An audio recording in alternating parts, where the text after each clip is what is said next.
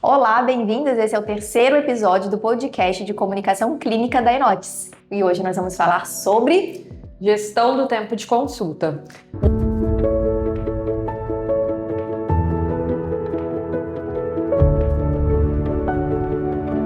Um tema que interessa a todos, de todas as especialidades, porque é o calo do nosso sapato, não é não? É o caos. E a gente precisa disso para otimizar nosso atendimento, fazer ele realmente ser efetivo no cuidado, mas a gente não pode se perder. Sim. Senão a gente não vai conseguir ajudar o paciente, a gente vai se embolar, a gente vai ficar nervoso e dar uma confusão. A gente quer sair dos extremos, né? Daquela consulta que é extremamente enxuta, porque eu preciso que o paciente vá embora. E também daquela consulta que é muito bem feita, mas que acaba excedendo em muito tempo disponível e prejudicando, além dos outros pacientes, você, né? Sua qualidade de vida, seu tempo de comer, ir no banheiro, beber água, Isso. Enfim. E assim, se a gente for ver qual que é o cenário hoje de tempo de consulta, por exemplo, a gente sabe que tem uma média. Eu tentei achar algum dado, tá, Lu? Não tem um estudo específico sobre isso aqui no Brasil. Mas é em torno de 15 a 20 minutos de atendimento, tá?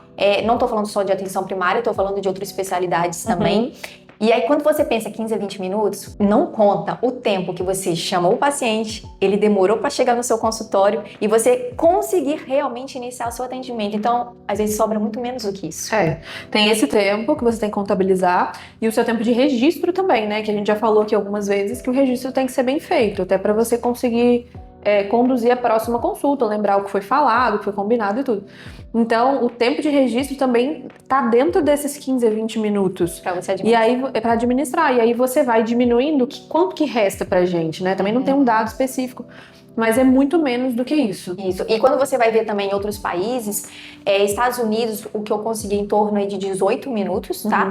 E outros países que têm um investimento muito grande na saúde, então você pega a Holanda, você pega Reino Unido, é menos do que 18 minutos, tá bom? E aí eu lembro de uma experiência que eu tive na época da residência de medicina de família. Eu fiz um obstetrician na Austrália e fiquei lá na Tasmânia. E eu fiquei muito abismada, porque a consulta era de 10 em 10 minutos e era uma política de queixa única. E aí, quando o próprio paciente sabia que ele iria ter mais de uma queixa, ele agendava 2 horários seguintes, então acabava ficando 20 minutos, né? Sim. E eu pensava, meu Deus, mas ele vai falar só uma coisinha em 10 minutos pra dar conta? Política de queixa única, só pra gente explicar, seria aquele paciente que vem com apenas uma queixa naquela consulta. Então, um problema só a ser resolvido. Então, eu vim porque eu tô com dor de cabeça, e aí você só tem aquilo. A nossa realidade hoje, pelo menos aí eu posso falar da atenção primária, você também, porque é a nossa área de atuação. Mas acredito que também para os outros colegas, aliás, as outras especialidades podem até colocar, né, no comentário, interagir aqui, se for diferente do que a gente tá falando. Mas quando a gente pensa na nossa realidade, não é queixa única. O paciente às vezes vem com 3, 4, 5 problemas que ele deseja realmente resolver e acha que você vai conseguir resolver naquele encontro. O que acontece é que o paciente, ele, na maioria das vezes, ele não sabe do tempo que você tem disponível. Isso não está divulgado, não está lá na porta do consultório. A doutora só tem 20 minutos, 15 minutos. Não tem, né? Ele pensa assim, bom, marquei minha consulta, é o meu momento, eu demorei para vir aqui, eu preciso resolver as minhas coisas, eu tenho aqui a minha listinha, às vezes ele leva mesmo a listinha de problemas, e eu quero resolver esse.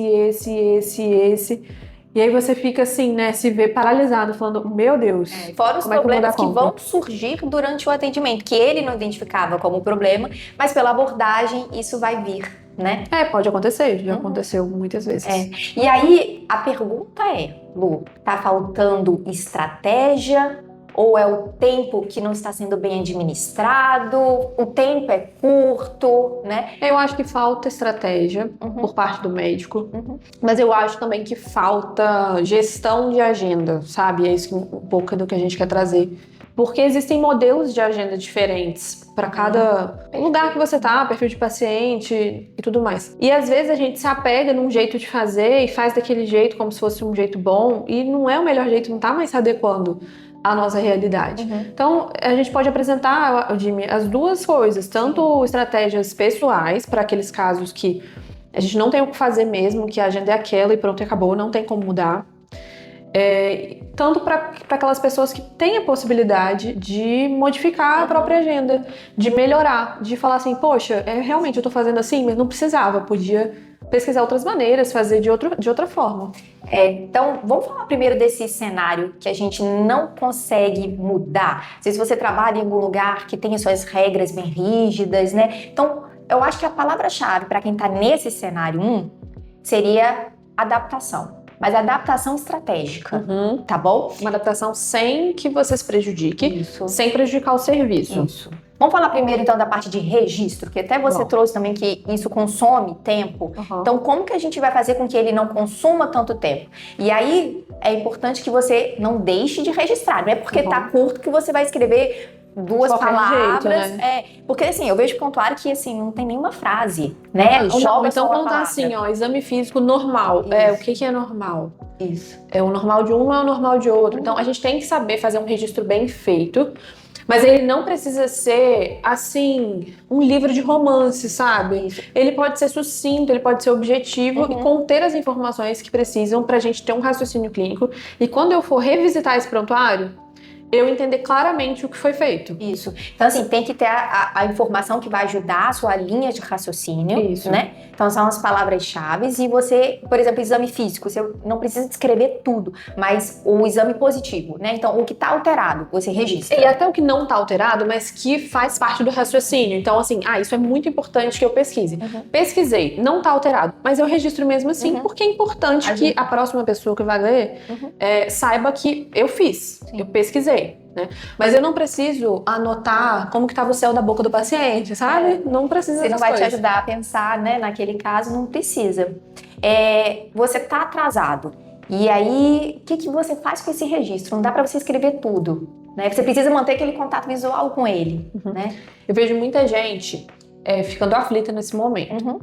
Eu tô muito atrasado, eu preciso dar conta, eu preciso registrar. Se eu não registrar agora, eu vou esquecer. Aí, o que as pessoas costumam fazer? Vejam aí se é o que vocês fazem. O que as pessoas costumam fazer? Elas costumam perder o contato visual com o paciente, focar no registro, no computador ou manual, quem faz manual, né, mais raro. Mas elas focam mais no registro, perdem o contato visual com o paciente. Aí já quebrou essa primeira parte da conexão, da relação médico-paciente que a gente ensina. Aí você fica tão focado no registro que o paciente às vezes fala uma coisa que você perde a informação. Aí você pergunta pra ele de novo, pede pra ele repetir. Aí dá a ideia pra ele de que você não escutou o que ele tava falando. E na verdade você escutou, mas não prestou atenção, né? Então, o paciente também não tá totalmente errado. É como se você não tivesse escutado. Sim. E aí você fica naquela pressa de querer acabar e passa, com linguagem não verbal também, a ideia pro paciente de que você quer que ele vá embora. Porque no fundo é isso que você quer. Você quer acabar e você quer que ele vá embora. E aí acabou a consulta, ufa, terminei. Deixa eu terminar o prontuário, pronto, salvei. Próximo. E você faz tudo de novo com o próximo. E continua atrasado. Então o que a gente acha que... o que a gente vê que tem mais resultado, pelo menos na nossa prática, tá muito atrasado, pega um pedaço de papel e anota palavras-chave que o paciente falou. Coisas que vão te ajudar a lembrar da história dele depois, quando você for ler aquelas palavras. Porque isso te dá condição, tempo, de você ter uma consulta, uma escutativa ali, uma consulta de qualidade com o seu paciente. Você consegue, eu consigo aqui, enquanto eu tô anotando palavras-chave, prestar atenção na Dimitra, ouvir atentamente a história dela. E aí, como eu prestei atenção, se eu olhar a palavra-chave, eu consigo lembrar. Se eu não prestei atenção, porque eu só tô preocupada em anotar, quando eu olho qualquer que seja o registro, eu tenho mais dificuldade de lembrar informações importantes. Então, a primeira dica seria você, ao invés de querer anotar tudo ali na hora, anotar só o que é mais importante e gastar mais da sua energia prestando atenção naquilo que você está ouvindo do paciente. Isso. É algo que a gente vê que também é muito utilizado e ajuda. Até peguei dados aqui. Usar templates, né? Então você já tem um modelo de atendimento no qual você vai só preenchendo, né? 2/3 dos médicos utilizam templates. E templates é ótimo, ajuda muito, eu utilizo. A questão é cuidado. Você precisa adaptar o seu template ao paciente que está na sua frente. Então, eu já vi diversos prontuários que foram escritos com templates e era um homem, mas a escrita estava como feminino. Sim. Então, assim, você não pode deixar com que isso aconteça. São erros grotescos, assim, inaceitáveis, porque o prontuário é um documento médico que te respalda até juridicamente. Então, se acontece alguma coisa relacionada àquela consulta e pegam o seu prontuário como um registro, como um documento, e aí verificam lá que estava como paciente feminino, não dá. Descredibiliza total aquilo que você escreveu. Pode usar, mas esteja atento. Você vai ter que atualizar também os dados, ele está com o peso da consulta anterior e você precisa atualizar e adaptar para o perfil de paciente que você está atendendo. Então essa é uma boa dica também, feito com muito cuidado. Outra coisa que também é interessante é você se preparar para aquele atendimento. Então, se você fez um registro bom na consulta anterior, agora você passa o olho ali rapidinho, você se prepara. Essa leitura prévia, antes do paciente entrar, já te lembra quais são os problemas rapidamente que você vai ter que acessar. Economiza um super tempo e uma super energia. Te ajuda a se situar. O que está acontecendo? O que provavelmente trouxe esse paciente até aqui? Será que eu pedi algum exame? Porque a gente não lembra de tudo. Então, será que eu pedi um exame? Será que eu passei algum medicamento e pedi para retornar? A gente vê tudo isso no registro que a gente fez anteriormente. Até quando você chega também para atender, sabe, Lu? Às vezes eu chego para atender e dou uma passada na minha agenda. E eu já vejo mais ou menos o perfil daquele dia. Então, por exemplo, alguns perfis de pacientes a gente sabe que vão acabar consumindo um pouco mais de tempo. Sim. Então, pacientes idosos, né? A mulher, ela costuma externar mais os problemas do que o homem. Então, um dia que eu tenho várias idosas femininas, né? Todas idosas, eu sei que esse dia vai ter que ter mais estratégia, né? Sim, você vai ter que estar mais presente, você vai ter que usar mais das suas estratégias de comunicação clínica, que você vai ter que pactuar mais a questão dos problemas, fazer aquela prevenção de demandas para que não ocorra de, no final da consulta, lembrar de alguma coisa que vocês não falaram antes. Então, é verdade. É verdade. Ajuda muito. E outro cenário que faz a gente consumir muito tempo, eu não sei se a gente tem preceptores e professores assistindo a gente também, né? O aluno. O aluno é muito bom de estar com a gente, mas a gente sabe que o ensino faz com que a gente precise de ter um pouquinho mais de tempo. Às vezes eu preciso parar e explicar alguma coisinha para ele, né? Eu conduzir de uma forma que ele vai conseguir pegar e aí também pode consumir um pouquinho, né? É outro cenário, é outra realidade. Não é uma consulta como qualquer outra. Você precisa dividir sua atenção entre fazer um atendimento de qualidade e ensinar também com qualidade. E ensinar leva tempo, presença, e aí muitas vezes a gente tem que reformular essa agenda. Então, se vocês estão nessa realidade e trabalham em serviços que têm um bom diálogo, que tem uma flexibilidade assim para a gente ajustar agendas, vale a pena aumentar tempo de consulta, ter um tempo protegido para discussões de casos, porque aí a gente tem que ver, o ensino também é muito importante, não dá para ensinar de qualquer jeito. E ele precisa ver para aprender. Exato. Né? Não tem como pular essa etapa. E outra coisa que eu também acho que pode ajudar, e a gente já vem falando muito disso lá no Instagram, é a pactuação de agenda. Né? Seria o quê, Jamie? Explica aí. Você vai pactuar com seu paciente com técnicas de comunicação qual vai ser exatamente o problema daquele dia. Às vezes 1 ou 2 problemas que são mais urgentes para ele resolver logo naquele dia. E para os próximos encontros a gente lida com os outros problemas, né? Então aqueles que estão afligindo mais ele, que estão neste momento afetando a qualidade de vida dele, são os que vão ter prioridade. Sim. Né? E a gente consegue fazer isso com estratégia de comunicação, a gente discute bem lá no Instagram. Mas eu vou confessar meus pecados. Essa semana eu cometi o erro de não fazer uma boa pactuação de agenda. Quando eu olhei, já tinham 5 problemas lá registrados. E eu não consegui sair da saia justa de dizer não para algum. Sim. Então, e aí me embolou toda, tá? Então, assim, realmente, essa parte da pactuação da agenda, de escolher junto com o paciente quais serão os problemas abordados naquela consulta, é uma parte essencial para o sucesso do resto da consulta. Por isso deve ser feito lá no início. Sim. Depois que você cumprimentou seu paciente, acolheu, ouviu o que ele trouxe de demanda ali naquele dia, deixou ele falar, pactua com ele, faz uma síntese. Então, dona fulana, hoje a gente vai abordar esse e esse problemas, certo? A senhora trouxe 5 questões, a gente não consegue abordar 5. Quais seriam as 2 principais para a senhora hoje? Ou, se for uma coisa muito urgente, você vai tratar aquilo que é mais importante também no olhar do médico. E até verbalizar para ele por que você está restringindo a 1 ou 2 problemas, né? Então, você pode falar para o seu paciente, dona fulana, então hoje a gente vai tratar da dor de cabeça e da queda de cabelo, para eu poder organizar nosso tempo e a gente dar conta, então, desses 2 problemas. Às vezes a gente até verbaliza quanto tempo a gente tem, tá? Exato. Dependendo do cenário, não fique indelicado. Dona fulana, hoje a gente só tem 20 minutos. Eu não consigo dar conta de tudo que a senhora trouxe, infelizmente. O que a senhora acha que dá pra gente escolher hoje? 2 problemas principais. Aí os próximos a gente deixa para uma próxima consulta, pode ser? Já, na maioria das vezes eles aceitam bem, você consegue focar melhor nas queixas. Sim. Eu costumo também explicar, inclusive, que é um direito dele ter uma boa consulta. Sim. Se tiver muitos problemas, eu não vou dar conta de acessar todos os problemas de forma correta, como ele merece. Com qualidade, né? Exato. Sim. Então, assim, externar isso pra ele também, né? Faz ele entender o que tá acontecendo, por que ele vai ter que escolher 1 ou 2 problemas, Sim. né? Fora que tem aquelas estatísticas que mostram que o paciente retém, acho que é 20%, né? Do que a gente fala na consulta. Quanto mais problemas tem, mais informações tem. 80% das informações vão ser esquecidas.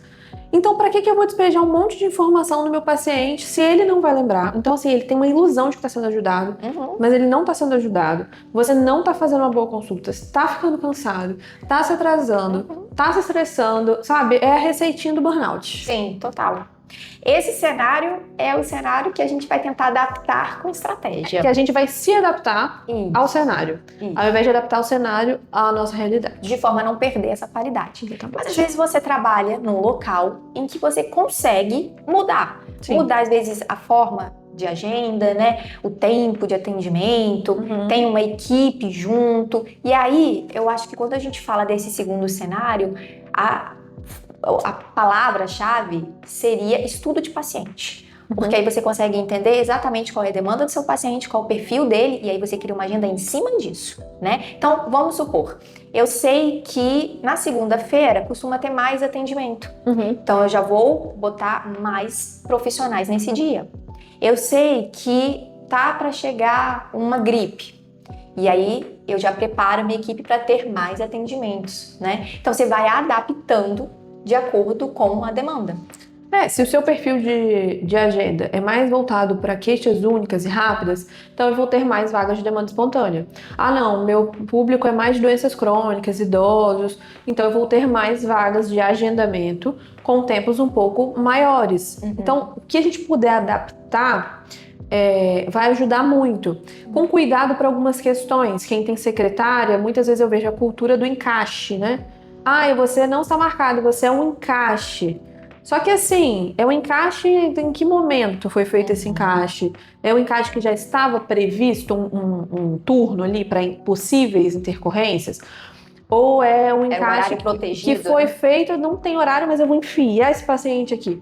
Porque aí é o seu momento também que você está se sacrificando. Sim. Então, ou não fazer o encaixe, se você acha que não tem condições de lidar, tirar isso, adaptar a agenda para que não seja necessário fazer encaixe. Ou fazer de uma forma consciente. Então, nesse turno, eu tenho X possibilidades de encaixe nesses e nesses horários. Passou disso, não tem como mais. Às vezes a agenda também eu vou reservar o final do dia para perfis de pacientes específicos ou para procedimentos específicos que vão demandar mais tempo, né? Um paciente que eu sei que vai ter muitas doenças crônicas, eu vou precisar de mais tempo, então eu deixo ele agendado mais para o final do dia ou para o início do dia, o que for melhor. Sim. Né? E lembrar que existem também outros modelos de agenda. Não existe só o modelo que a gente está habituado. Então, a Jimmy citou o exemplo dela da Austrália, vou citar o meu exemplo lá de Florianópolis, que eu fui fazer o estágio do final da residência. E aí, Florianópolis, para quem não sabe, é muito forte na parte de atenção primária. E aí eu fiquei numa unidade de saúde que foi excelente, inclusive. E o modelo de atendimento lá, de agenda, era completamente diferente. Era o que a gente chama de acesso avançado. E como que eles faziam? Tinham as equipes, tinha recepção. Quem ficava na recepção eram as próprias agentes de saúde. Então, elas já conheciam aquele paciente. O paciente chegava, procurava a sua agente de saúde, porque ele já sabe também quem é, né? Ele já sabe quem é da equipe, da área dele. Então, ele já ia direto na agente de saúde. Ela fazia uma breve escuta sobre o que ele foi resolver ali. Eu vim para renovar minha receita. Vou fazer uma breve escuta, preenchia num forms ali que ficava acessível para os profissionais. E esse paciente ele ia para uma planilha de atendimento.